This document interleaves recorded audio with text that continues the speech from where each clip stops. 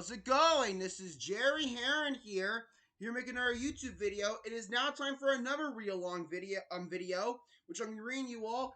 Curious George Goes to the Hostel by Margaret and H.A. Ray, which I personally loved Curious George growing up as a kid, and I'm sure all you did too. This is for all the kids to join me in. I love Curious George. This is one of my favorite Curious George books growing up. So let's not waste any time. Let's get going with the story. Curious George Goes to the Hostel by Margaret and H.A. Ray. End sheet. Here is the inside title. Let's begin. This is George. He lived with his friend, the man with the yellow hat. He was a good little monkey, but he was always curious. Today, George was curious about the big box on the man's desk.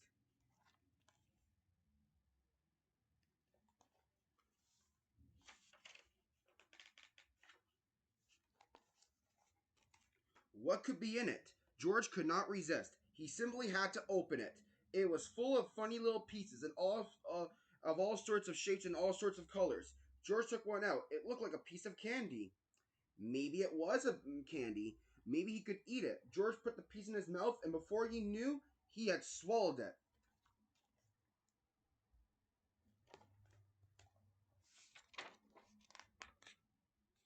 A while later, the man with the yellow hat came home. "Why, George," he said, "I see you have already opened the box with the jigsaw puzzle. It was supposed to be a surprise for you. Well, let's go to work on it." Finally, the puzzle was finished. Well, almost finished. One piece was missing.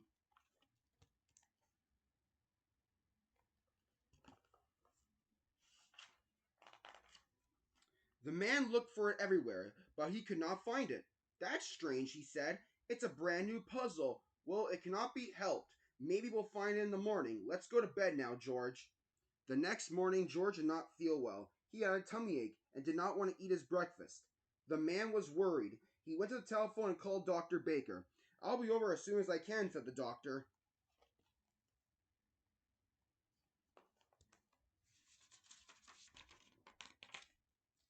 First, Dr. Baker looked down George's throat and felt his tummy.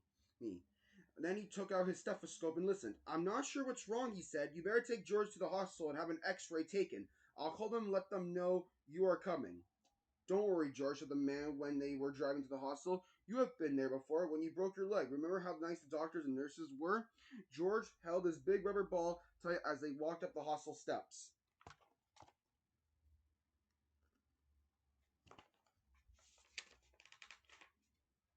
A nurse took them down a long hallway to a room where she gave George something to drink, then looked white that looked white and tasted sweet.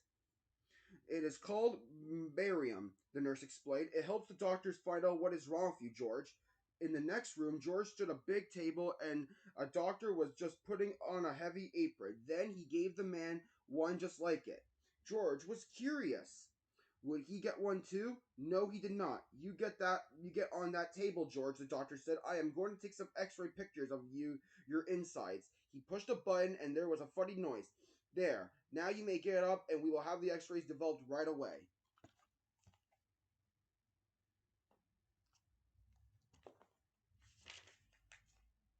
Now, hold on, did I skip a page? No, I didn't.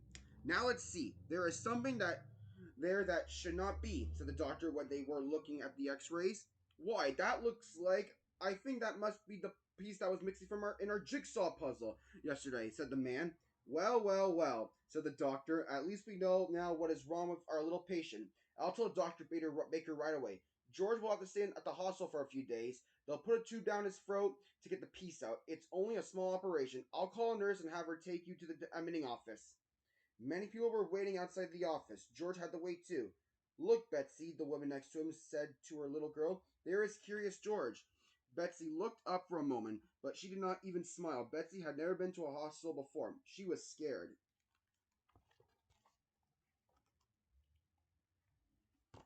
Okay. Finally, it was George's turn. A pretty young nurse took him to the next room. My, how many rooms and how many nurses there were. One nurse wrote down a lot of things about George, his name and his address, and what was wrong with him. Another nurse put a bracelet around his wrist. It has your name on it, George, she said, so that everybody knows who you are. Then the pretty young nurse came back. My name is Carol, she said. I am going to take you to your room now. We'll call the children's ward, and put you to bed. There will be lots of children to keep you company.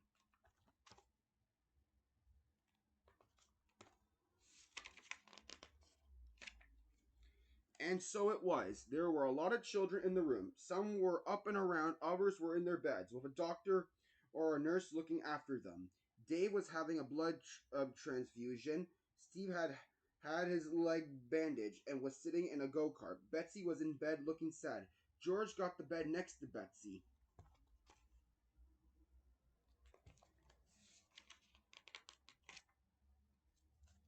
George was glad when he was in his bed at last. His tummy was hurting again. The man sat with him for a while. Now I have to leave you, George, he finally said. I'll be back first thing in the morning before they take you to the operating room. Nurse Carol will tuck you in when it's time to sleep. Then he left. George just sat there and cried. As he promised, the man was back early the next morning. The nurses were keeping George very busy.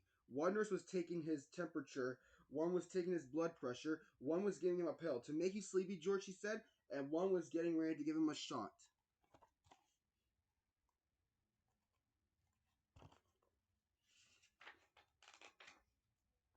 It's going to hurt, George, she said, but only for a moment.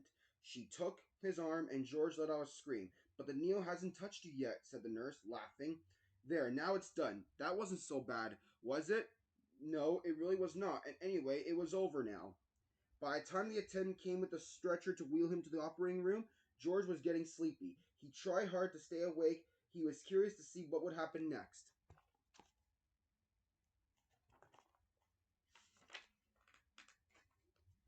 He could see a big table with bright lamps over it, and doctors and nurses all around. They had caps on their heads and masks over their faces. Only their eyes were showing. One of the doctors winked at George and patted his head. It was Dr. Baker, who had been to the house when it all had started.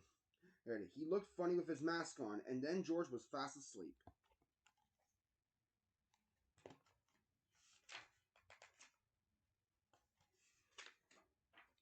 When George woke up, he did not know what had happened.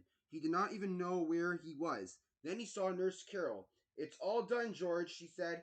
They got the piece out. In a day or two, you'll be running around again. The man had brought him a picture book, but George felt sick and dizzy. His throat was hurting, too. He was not even curious about the new book. He closed his eyes again. Well, let him sleep, said Nurse Carol. The more he sleeps, the better. The next morning, George felt better. He even ate a dish of ice cream. Dr. Baker came to see him, and the man, of course, came too. Betsy was watching him from time to time. She seemed a little less sad, but she still did not smile. Steve wheeled his go kart over to George's bed. Tomorrow I can get up and try to walk, he said. Boy, I can hardly wait.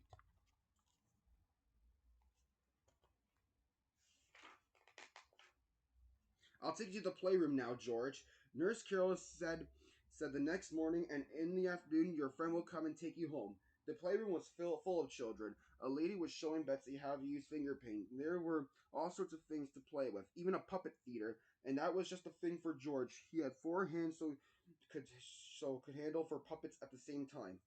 George gave a real puppet show with a dragon and a clown and a bear and a policeman. The children laughed and shouted, and even Betsy, for the first time, smiled a little.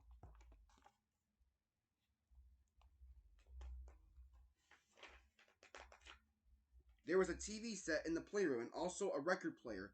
George was curious if he climbed on the record player and turned the switch. Would it go round and round like a real merry-go-round? It did. It started slowly, then it went faster and faster, and whoopee! George had lost his balance and was sailing through the air.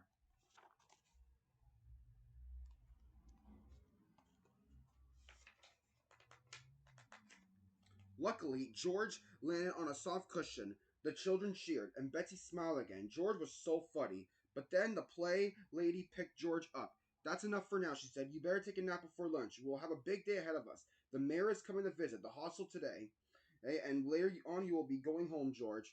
When George woke up, Steve was just taking his first steps. A nurse was helping him, and the children were watching. The go kart was standing there empty. George was curious George was curious. He looked at it, then he climbed into it.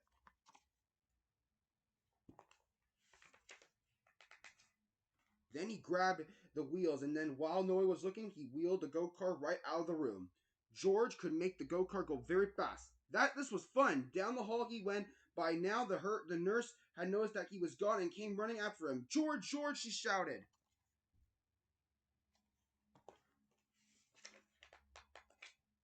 But George was too excited to listen. He wheeled around the corridor and down the ramp to the floor below where some men were just being busy pushing lunch carts and a lot of doctors and nurses were showing the mirror around.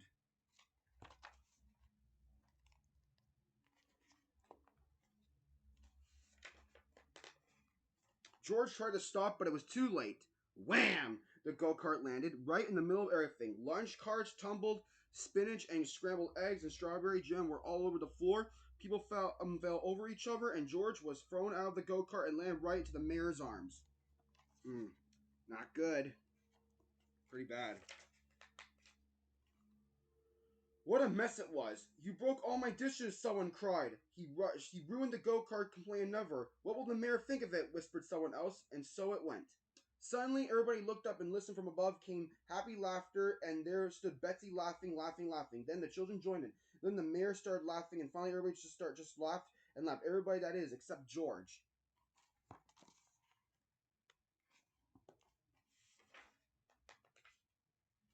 Betsy came running down the ramp, threw her arms around George, and kissed him. Don't be sad, George, she said. The whole thing was so funny. I never laughed so much in my life. I'm so glad you were in the hospital with me. Now the director of the hospital spoke. I am sorry this happened, Mr. Mayor, he said, but I think we'll just clean up the mess and be done with it. George, she went on, you made a terrible mess, but you also made our sad little Betsy happy again. And that is more than any of us has done. And now I see your friend has just come to take you home. So goodbye, George, and take good care of yourself.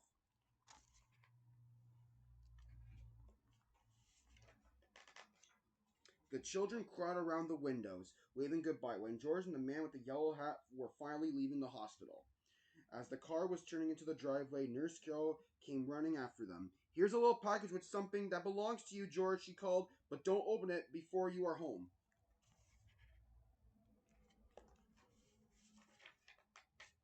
George was curious. Well, who would it not be? The moment he reached home, he ripped the paper off, opened the box, and there was the piece of the puzzle that had caused all the trouble.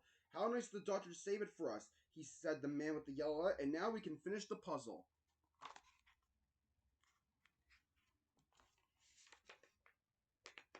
The end. You're back to the end sheet. I hope all of you enjoyed the story of Curious George Goes to the Hospital by Margaret H.A. Ray. I certainly love Curious George. I grew up with the books. I'm sure all you have. And now all the kids I'm showing this to can enjoy it. All the kids can enjoy it still to this present day. That's good with this video. See you in my next video. This is Jerry Heron signing off.